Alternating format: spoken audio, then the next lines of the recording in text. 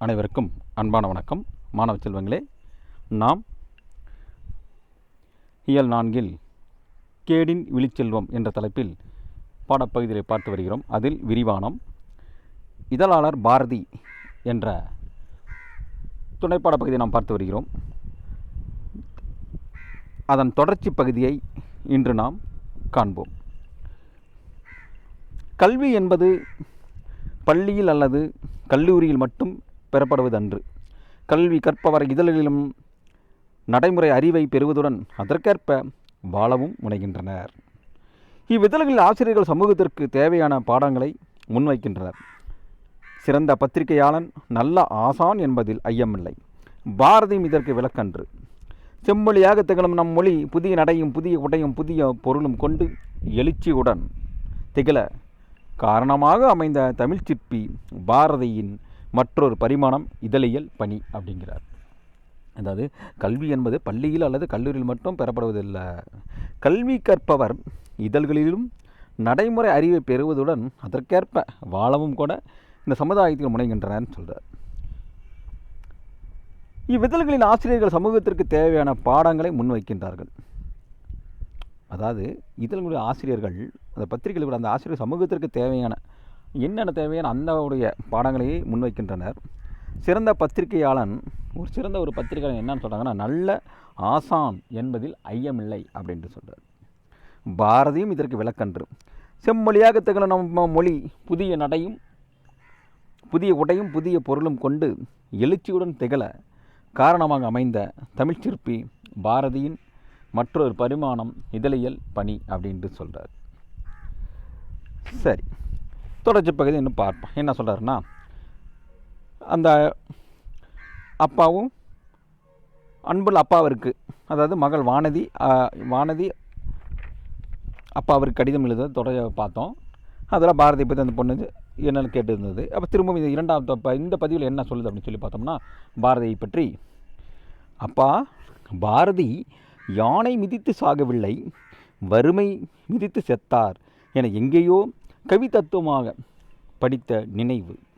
இதனை வாழ்க்கை போராட்டத்திலும் உலக பார்வை கொண்டவராக பாரதி இருந்ததை நினைத்தால் வியப்பாக இருக்கிறது அப்பா அப்படின்னு சொல்லுது. படைப்பாளர்களும் சிந்தனையாளர்களும் கொண்டாடப்பட வேண்டும். இனி எந்த ஓர் ஆளுமையும் இத்தகைய நிலையில் நாம் விட்டுவிடக்கூடாது அப்படின்ட்டு சொல்லுது.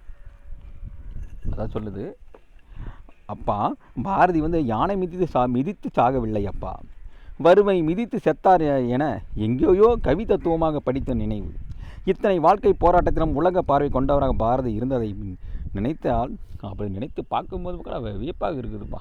ஆக பாரதி இப்படியெல்லாம் இருந்தாரா அப்படின்னு நினச்சி பார்த்தோம்னா அது வியப்பாக இருக்கிறது அப்படின்னு சொல்கிறார். படைப்பாளர்களும் சரி சிந்தனையாளர்களும் சரி பாரதியை கொண்டாடப்பட வேண்டும் அப்பா அப்படின்ட்டு சொல்லுது. இனி எந்த ஓர் ஆளுமையும் இத்தகைய நிலையில் நாம் விட்டுவிடக்கூடாதப்பா அப்படின்ட்டு சொல்கிறார். சர்வஜன மித்திரன், ஞானபானு, காமன்வீல், கலைமகள், தேசபக்தன், கதரத்னகரம் போன்ற இதழ்களிலும் பாரதி தம் படைப்புகளை வெளியிட்டுள்ளார். இத்தனைக்கும் பாரதிக்கு எப்படி நேரம் இருந்ததோ நேர மேலாண்மையோ பாதி வெற்றி என நீங்கள் கூறுவதை இப்பொழுது நினைவில் கூறுகிறேன் அப்பா சொல்கிறார். அதாவது பாரதி என்னென்ன பண்ணியிருக்காருன்னா, சர்வஜன மித்திரன், ஞானபானு, காமன் வீல், கலைமகள், தேசபக்தன், கதரத்னகரம் போன்ற இதழ்களிலும் கூட பாரதி தன்னுடைய படைப்புகளை வெளியிட்டுள்ளார் அப்படின்னு சொல்லியிருக்கிறாரு.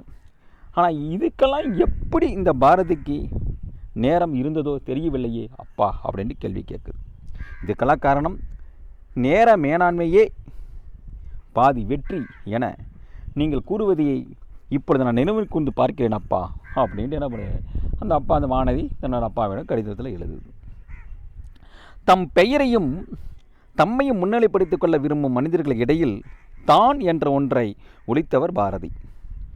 ஆங்கிலேயர்களின் கெடுபிடிகளால் விடுதலை வேட்கையூட்டும் கருத்துக்கள் மக்களை சென்றடைந்தால் போதும் என்று எண்ணி இலசை சுப்பிரமணியன், சாவித்திரி, சீசு பாரதி, வேதாந்தி, நித்திய தீரர், உத்தமத் தேசபிமாமணி, செல்லிதாசன், காளிதாசன், சக்திதாசன், ரிஷிகுமாரன், காசி, சரஸ்வதி, பிஞ்சு காளிதாசன், கிருஷ்ணன் என பல புனைப்பெயர்களில் எழுதியுள்ளார். இவர் என்ன பண்ணாராம், தம் பெயரையும் தம்மையும் முன்னிலைப்படுத்திக் கொள்ள விரும்பும் மனிதர்கள் இடையில் இவர் என்ன பண்ணார், தான் என்ற ஒன்றை ஒழித்தவர் யாருன்னா பாரதி. ஆங்கிலவர்களின் கெடுபிடிகளால் விடுதலை வேட்கை ஊட்டும் கருத்துக்களை மக்களை போய் என்ன பண்ணணும், நான் போய் சேரணும். அதுக்காக இவர் என்ன பண்ணார், தன்னுடைய பாரதி பேரில் தான் என்ன பண்ண, இவரை வந்து கைது பண்ணிடுவாங்க, தடை பண்ணிடுவானுங்க, அந்த இதழ்கள் வர விட மாட்டாங்க. அதனால் இவர் என்ன பண்ணார்னா, தன்னுடைய புனைப்பெயர்களை பல புனைப்பெயர்கள் என்ன பண்ண பெயர்கள் என்ன பண்ணியிருக்காரு, எழுதியிருக்கிறார்.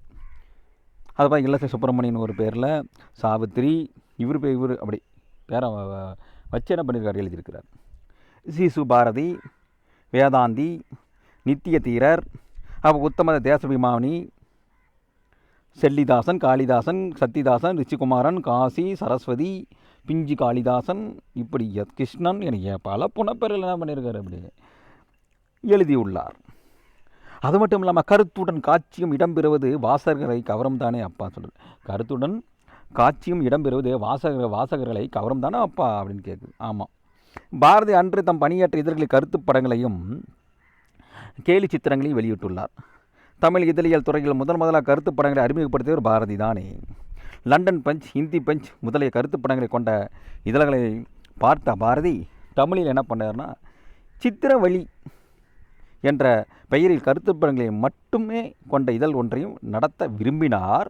அதை செயல்படுத்த முடியாவிட்டாலும் இந்தியா, விஜயா ஆகிய இரு இதழ்களிலும் கருத்து படங்களை வெளியிட்டுள்ளார் அப்படின்னு சொல்லியிருக்கார். அதில் பார்த்தா இவர் என்ன பண்ணார்னா, கருத்து படமும் காட்சியும் இடம்பெறுவது வாசகர்களை கவரும் தானே. அப்போ இப்போ கார்ட்டூன் படமெல்லாம் இருக்குல்ல, இப்போ பத்திரிகைலாம் பார்த்தீங்கன்னா முன்னாடி முன்பக்கத்தில் பார்த்தோம்னா என்ன பண்ணுமா, ஒரு கருத்து படம் இருக்கும். அவங்க படத்தை போட்டு அவங்க ஒரு சின்ன செய்தி, அது என்ன பண்ண நேராக மக்களை போய் அப்படி சேருவது போல், அது படிக்கிற அவர்களோட வாசகரை எனக்கு கவரும் விதத்தில் இருக்கும். அதுதான் சொல்கிறார். பாரதி அன்றே தாம் பணியாற்ற இதழ்களிலும் கருத்து படங்களையும் கேலி சித்திரங்களையும் வெளியிட்டுள்ளார். அது மட்டுமல்ல, தமிழில் இதழியல் துறையில் முதலாக கருத்து படங்களை அறிமுகப்படுத்தியவர் பாரதி தானே. இவர் தான் முதல் என்ன பண்ணியிருக்கார், தமிழ் இதழ்களை வெளிப்படுத்தியிருக்கிறார். அதில் லண்டன் பஞ்ச், ஹிந்தி பஞ்ச் முதலிய கருத்து படங்கள் கொண்ட இதழ்களை பார்த்த பாரதி தமிழில் கூட நாமளும் கூட சித்திர வழி என்ற பெயரில் கருத்து படங்களை மட்டும் கொண்ட இதழ் ஒன்றையும் நடத்த விரும்பினார். ஆனால் அதனால் சில காரணத்தால் அதை செயல்படுத்த முடியாவிட்டாலும் கூட அவர் என்ன பண்ணார், இவர் நடத்திய இந்தியா, விஜயா ஆகிய இரு இதழ்களிலும் தன்னுடைய கருத்து படங்களை என்ன பண்ணார், வெளியிட்டுள்ளார் இவர் பாரதி. அதாவது காட்டின் நெருக்கமான வழிகளில் யானை நடக்கும் தடத்தை பின்பற்றிய பிற விலங்குகளும் அப்பாதையில் சுலபமாக நடக்கும். அதை போலவே இதழியலில் பாரதியின் தடம் பற்றி நடந்தவர்கள் பலர் இருந்தனர். அவர்கள் பாரதியிடம் துணையாசிரியர்களாக பணியாற்றியவர்களான பி. சுப்பையா, ஹரிஹரர், என். நாகசாமி, வா. ராமசாமி, பரளி சு. நெல்லையப்பர், கனகலிங்கம் போன்றோர் குறிப்பிடத்தக்கவர்கள் அப்படின்னு சொல்கிறார். அதாவது காட்டில் வந்து போயிட்டுருப்போம், காட்டில் என்ன பெரிய கரண்டை முருண்டாக கிடக்கும். அதில் வந்து இப்போ யானைகள்லாம் என்ன பண்ணணும்னு போகணுன்னா, ஒரு யானை பார்த்து நல்லா போட்டு நல்லா என்னது இதாக மிச்சாத்துக்கு பார்த்து நல்லா மேய்ச்சிட்டு போகுது. அப்போ போகும்போது என்ன ஆகுது, அது ஒரு வழி போல் அப்படியே என்னது அது மாறிடுது, அது ஒரு வழியாக மாறிடுது. அப்படி வழியாக மாறின பின்னாடி நம்ம மற்ற விலங்குகளெல்லாம் அதில் என்னது போகும் வரும் அப்படி இருக்கும் இல்லையா. அதை தான் இவர் சொல்கிறார். காட்டில் நெருக்கமான வழிகளில் யானை நடக்கும் தடத்தை பின்பற்றிய பிற விலங்குகளும் அப்பாதையில் சுலபமாக நடக்கும். அதே போல் தான் பாரதி இவர் எழுதுகிற கடிதத்தில் என்ன பின்பற்றி சில பேர் என்ன பண்ணுறாங்க, சில பேர் பல துணையாசிரியர்கள் இருக்காங்களே, அவங்களுக்கு என்ன பண்ண இவரையே பின்பற்றி இருக்கிறார்கள் அப்படின்னு சொல்கிறார். அதில் குறிப்பிட்ட தகவலாம் யார் அப்படின்னு சொல்லி பார்த்தோம்னா தான் இவங்கெல்லாம் வராங்க. பி. சுப்பையா, ஹரிஹரன், என். நாகசாமி, வா. ராமசாமி, பரளி சு. நெல்லையப்பர், கனகலிங்கம் போன்றவர்கள் அனைவரும் குறிப்பிடத்தக்கவர்கள் ஆவார்கள் சொல்கிறார். ஆங்கில கலப்பின்றி தமிழில் பேசுவதையே வியப்பாக பார்ப்பவர்களுக்கு இடையில் தமிழ் இதழ்களில் தமிழாண்டு, திங்கள், நாள் ஆகியவற்றை முதலாக குறித்தவர் பாரதி ஆவார்.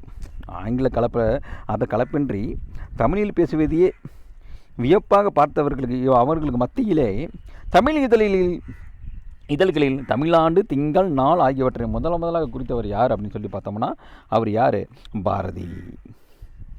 அப்போ சொல்கிறார், அவரது மூச்சும் பேச்சும் பணியும் தமிழின் வளர்ச்சியை முன்னிட்டே இருந்திருப்பது என் போன்ற இளையோருக்கு இன்றைக்கு நினைத்தாலும் பெரும் ஊக்கமாக உள்ளது அப்பா அப்படின்ட்டு சொல்கிறார். அவரது பேச்சும் அவருடைய பேச்சும் மூச்சும் பேச்சும் பணியும் தமிழினுடைய வளர்ச்சியை முன்னிட்டே இருந்திருப்பது என்னை போன்ற இளையோருக்கு இன்றைக்கு நினைத்தாலும் பெரும் ஊக்கமாக இருந்திருக்கிறது அப்பா அப்படின்னு சொல்கிறார். உள்ளது. சரி அப்பா, உங்களுக்கு ஒன்று தெரியுமா?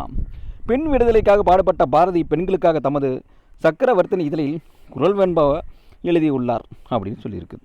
அதாவது பெண் விடுதலைக்காக பாடுபட்ட பாரதி பெண்களுக்காகவே தமது சக்கரவர்த்தினி என்ற இதழில் என்ன பண்ணாருன்னா குரல் வெண்பா ஒன்றை கூட என்ன பண்ணியிருக்காரு, எழுதியிருக்கிறார். பெண்மையும் அறியுற பீடோங்கும் பெண்மைதான் உண்மையுற ஓங்கும் உலகு அப்படின்னு சொல்கிறார். பெண்மை அறிவுற, பெண்கள் அறிவு பெற வேண்டும் சொல்கிறார்.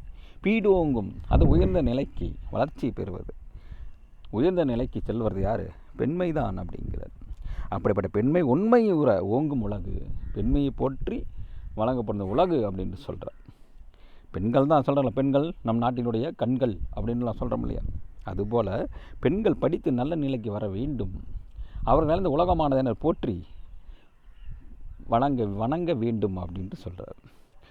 அவர் எடுத்துக்கொண்ட ஒவ்வொரு செயலிலும் தமது கொள்கையையும் உணர்வையும் வெளிப்படுத்தும் பண்பை பாரதியிடமிருந்து இளைய சமுதாயம் கற்றுக்கொள்ள வேண்டும் அப்படிங்கிறார். அது மட்டுமல்ல, அவர் எடுத்துக்கொண்ட ஒவ்வொரு செயலிலும் தமது கொள்கையும் உணர்வையும் வெளிப்படுத்தும் பண்பை பாரதியாரிடமிருந்து இளைய சமுதாயம் இவரிடம் நாம் கற்றுக்கொள்ள வேண்டும் அப்படின்னு இந்த பொண்ணு என்னது வானதி சொல்லுது. பாரதியை போன்ற பிற ஆளுமைகள் பற்றியும் நீங்கள் கூறியது உண்டு அப்பா. பிற அறிஞர்களின் பலத்துறை அறிவையும் போற்ற வேண்டியது இன்றைய தேவைன்னு சொல்கிறார். எனக்கு ஒரு ஐயம் உண்டு அப்பா. அதாவது இந்தியா இதழை சிவப்பு வண்ணத்தாளில் ஏன் பாரதி வெளியிட்டார் அப்பா அப்படின்னு ஒரு கேள்வி கேட்குது. அதை அறிந்து கொள்ள ஆவல், பாரதியை பற்றி கூடுதலாக தெரிந்து கொள்ள வேண்டும் என்ற ஆர்வம் பன்மடமாகி உள்ளது அப்பா. தங்களின் பதில் கடிதத்தில் எழுதுவீர்கள் என்று நம்புகிறேன். பாரதியை படித்ததில் அவரை பற்றி பகிர்ந்து கொள்வதிலேயே கவனமாக இருந்துவிட்டேன். அம்மாவும் தம்பியும் நலம்தானே அப்பா? என் நினைவு முழுவதும் நம் வயல்வெளியையும் கன்றுக்குட்டியும் தான். உங்களுக்கு என் அன்பும் வணக்கமும் அப்பா அப்படின்ட்டு சொல்லுது. இப்படிக்கு தங்கள் அன்பு மகள் வானதி அப்படின்னு ஒரு கடிதத்தில் எழுது. அதாவது பாரதி போன்ற பிற ஆளுமைகளெல்லாம் பற்றி நீங்கள் கூறியது உண்டு அப்பா. பிற அறிஞர்களின் பலத்துறை அறிவையும் போற்ற வேண்டியது இன்றைய தேவை அப்பா. எனக்கு ஒரு ஐயம் உண்டு. ஆனால் பாரதியை இந்தியா இதில் சிவப்பு வண்ணத்தில் ஏன் பாரதி வெளியிட்டார் அப்பா அப்படின்னு ஒரு கேள்வி அந்த பொண்ணு எனக்கு அவங்க அப்பா கிட்ட கேட்குது. அதை அறிந்து கொள்ள எனக்கு மிகவும் அவலாக இருக்கிறது. பாரதி பற்றி கூடுதலாக தெரிந்து கொள்ள வேண்டும் என்ற ஆர்வம் எனக்கு பன்மடங்காக உள்ளது அப்பான்னு சொல்லிட்டு தங்களுடைய பதில் கடிதத்தில் இதை பற்றி நீங்கள் எனக்கு எழுதுவீர்கள் என்று நான் நம்புகிறேன் அப்படின்னு சொல்லுது. அவர் பாரதியை படித்ததிலும் உங்களிடம் பகிர்ந்து கொள்வதில் நான் என்ன பண்ணுறேன், அதுலேயே நான் கவனமாக இருந்துட்டேன். நம்ம வீட்டில் அம்மாவும் தம்பியும் நலமாக இருக்கிறார்களா அப்பான்னு ஒரு கேள்வி கேட்குது. அது மட்டும் இல்லாத நம் வயல்வெளி கன்றுக்குட்டிகளும் உங்களுக்கும் என் அன்பும் வணக்கமும் அப்பான்னு சொல்லிட்டு விடைபெறுகிறது. இப்படிக்கு தங்கள் அன்பு மகள் வானதி அப்படின்ட்டு என்ன பண்ணுது, கடிதத்தை முடிக்குது. இப்போ முடிச்சிருது. மேலே ஒரு சின்ன ஒரு பெட்டு செய்தி. எந்த விஷயம் எழுதினாலும் சரி, ஒரு கதை அல்லது ஒரு தர்க்கம், ஒரு சாஸ்திரம், ஒரு பத்திரிகை விஷயம், எதை எழுதினாலும் வார்த்தை சொல்லுகிற மாதிரியாகவே அமைந்து விட்டால் நல்லது அப்படின்னு சொல்லிட்டு பாரதியோட கட்டுரைகளில் சொல்லப்பட்டுள்ளது. சரி, இதுவரைக்கும் அன்பு மகள் வானதி அப்பாவுக்கு எழுத கடிதத்தை நாம் பார்த்தோம். நாம் அடுத்த பதிவில் அன்பு மகள் வானதிக்கு அப்பா எழுதும் கடிதத்தை பற்றி நாம் பார்ப்போம். இதுவரை நாம் என்ன 3 பதிவில் நம்ம என்ன பண்ணியிருக்கணும்னா, வானதி என்ன பண்ணி அப்பாவுக்கு ஒரு கடிதம் எழுதுனதை பார்த்தோம். அது அன்பு மகள் அப்பாவிற்கு அப்படின்னு வானதி எழுத கடிதத்தை தான் நம்ம இதில் 3 பதிவில் பார்த்துருக்கோம். நம்ம இறுதி பதிவாக அப்பா என்ன பண்ணுறாரு, அப்போ இப்போ வானதியோட கடிதம்லாம் படிச்சுட்டார். அடுத்து பதில் கொடுக்கணும் இல்லையா? அப்பா எழுதுகிறார் அன்பு மகள் வானதிக்கு அப்படின்ட்டு. சரி, மீண்டும் உங்களை நாம் அடுத்த பதிவில் சந்திக்கிறேன். நன்றி, வணக்கம்.